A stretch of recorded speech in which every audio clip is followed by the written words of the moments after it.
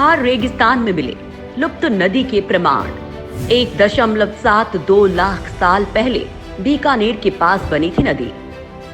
दोस्तों, राजस्थान में पहले बीकानेर के पास थार के मध्य रेगिस्तान में 1,72,000 साल पहले बहने वाली नदी का पता चला है। अंतर्राष्ट्रीय शोधकर्ताओं की एक टीम इस खोई हुई नदी का पता लगाने में कामयाब हुई है। शोधकर्ताओं का मानना है कि पाषाण युग में रहने वाले लोगों के लिए ये जीवन दायिनी नदी रही होगी। वैज्ञानिकों का कहना है कि एक ऐसा क्षेत्र जो अब शुष्क है, वो कभी इस नदी की वजह से पाषाण युगीन लोगों से आबाद था। ये क्षेत्र इंसानों के आने जाने का एक प्रमुख रास्ता भी था। ये अहम खोज क्वाटरनरी साइंस रिव्यूज जर्नल में प्रकाशित हुई है। ये थार रेगिस्तान के नाल उत्खनन क्षेत्र में नदियों की गतिविधियों का संकेत है। Max Planck Institute for the Science of Human History Germany, Tamil Nadu की अन्ना यूनिवर्सिटी और IISER कोलकाता के शोधकर्ताओं के अध्ययन से पता चला कि पाषाण काल में जनसंख्या आज के थार रेगिस्तान के भूभाग से ज्यादा अलग रहती थी। शोध में मिले साक्ष्यों से संकेत मिलता है कि 1,72,000 साल पहले बीकानेर के पास से जो नदी बहती थी, उसका प्रवाह स्थल अभी की नदी से 200 किलोमीटर दूर था। शोधकर्ताओं ने कहा कि बहुत पुरानी नदी के प्रमाण मिलने से थार रेगिस्तान में मौजूदा नदियों के उद्गम का पता चलता है। साथ ही इससे सूख चुकी घग्गर हकरा नदी के बारे में जानकारी मिलती है। उन्होंने कहा कि हजारों साल पहले बड़ी आबादी ने नदी किनारे पलायन किया होगा। सैटेलाइट तस्वीरों के मुताबिक रेगिस्तान में नदियों का घना जाल मिला है। हालांकि ये नहीं पता चला कि ये नदियां कब कब बहा करती थी। ब्लिंकहॉर्न ने कहा कि हम जानते हैं कि इलाके में नदियों का जीवन के लिए क्या महत्व है, लेकिन हमारे पास इस बारे में बहुत कम जानकारी है कि प्रागैतिहासिक के अहम समयों में यहाँ पर नदियों का सिस्टम कैसा था। अन्ना यूनिवर्सिटी के इंस्टीट्यूट फॉर ओशन मैनेजमेंट के प्रोफेसर हेमा अच्युतन की माने तो थार भले ही इस समय रेगिस्तान है, लेकिन अब भी उन क्षेत्रों में जो अब बालू के टीलों के नीचे दब चुके हैं, पाषाण युगीन नाले हैं जहां कभी नदियां बहा करती थी।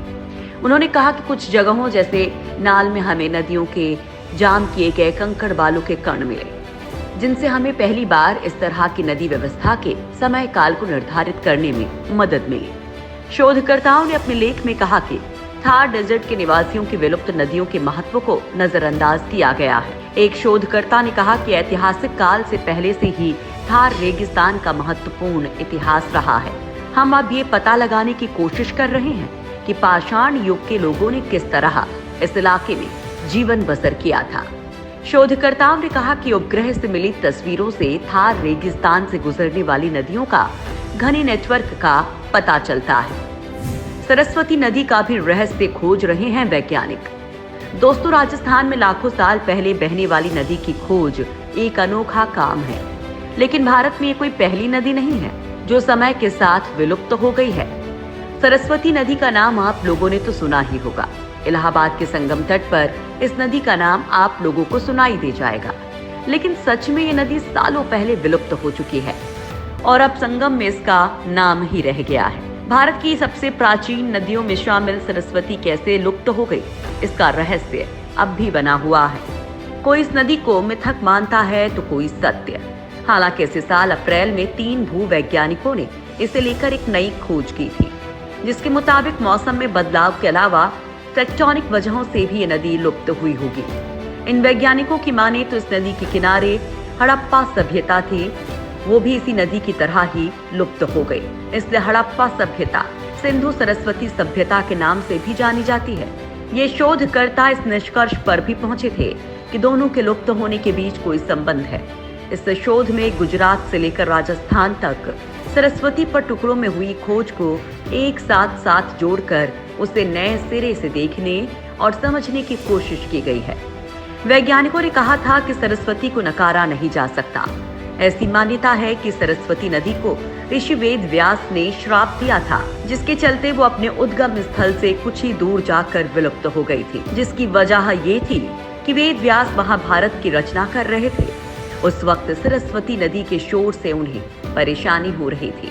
व्यास जी बोलते जा रहे थे और गणेश जी उसे लिखते जा रहे थे। जिस जगह पर व्यास जी और गणेश जी महाभारत की रचना कर रहे थे, वो गुफा आज भी मौजूद है। उत्तराखंड के चमोली जिले में स्थित देश के अंतिम गांव माणा को सरस्वती नदी का उद्गम स्थल कहा जाता है। कहा जाता है कि यहीं पर सरस्वती नदी का उद्गम हुआ था।